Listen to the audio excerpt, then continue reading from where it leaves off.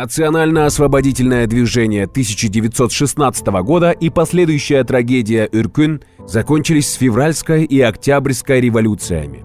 После февральской революции Үркүн был признан трагедией кыргызского народа. Этому способствовал Керенский, глава Временного правительства, который построил себе политическую карьеру на этом.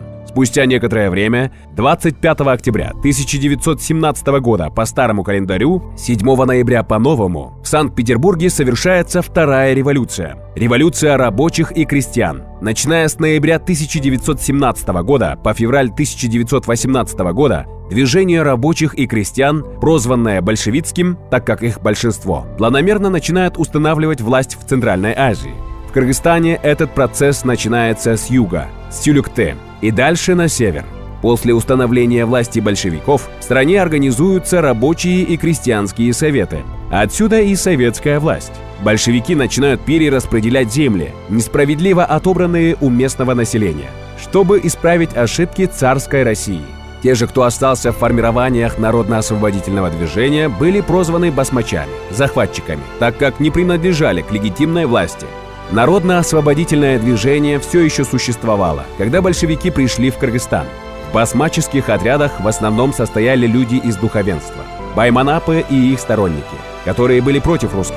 И их можно понять. Если на севере формирования басмачей были подавлены еще в начале 1920-х, то на юге эти движения сопротивлялись вплоть до 1927 года. В истории эти движения имеют важную роль. Отчасти они были причиной создания Кыргызской Советской Социалистической Республики, потому что большевикам было легче наделить властью кыргызских лидеров, чтобы они сами усмирили басмачей. Но основную роль в создании КССР сыграли наши отцы-основатели современного Кыргызстана: Абдыкерим Сыдыков, Жусуп Абдрахманов, Иманалы Айдарбеков, Абдыкадыр Орозбеков, Баялы Исакеев, взявшие на себя руководство в кыргызском обществе после Октябрьской революции. Многие из них, кроме Орозбекова, были детьми баев и манапов, которые получили хорошее образование. Они укрепляли власть на местах, реформировали старую систему, занимались борьбой с басмачами и боролись за создание кыргызского государства. Поначалу они были сторонниками идеи создания независимой Центральноазиатской республики. Но после, когда позиции большевиков укрепились, они стали бороться за создание кыргызского государства в составе СССР.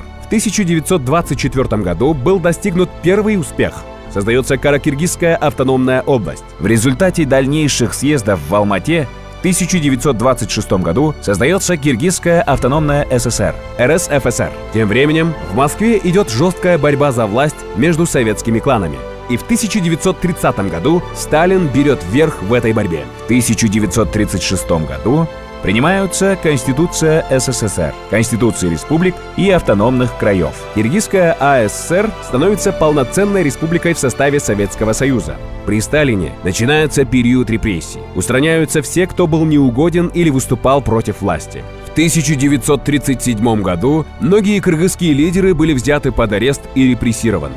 Когда-то они в количестве 30 человек написали Сталину письмо «Тридцатки», где выразили недовольство курсом, избранным государством, и местными чиновниками, присланными из Москвы. Так были расстреляны все представители центральноазиатской элиты, в том числе и 138 руководителей Киргизской ССР. В их числе были отцы-основатели, научные сотрудники и те, кто занимались исследованием эпоса Манас, под предлогом того, что Манас проповедовал национализм и сепаратизм. Расстрел 138 человек произошел в Чонгташе, где один из местных чабанов оказался случайным свидетелем. Он боялся рассказывать кому-либо. Рассказал только своей дочери, Бибире, которая после развала Союза в 1991 году дала общественности знать о тех горестных событиях. На месте расстрела выдающихся сыновей и дочерей кыргызского народа сейчас находится мемориал Атабеит – могила отцов.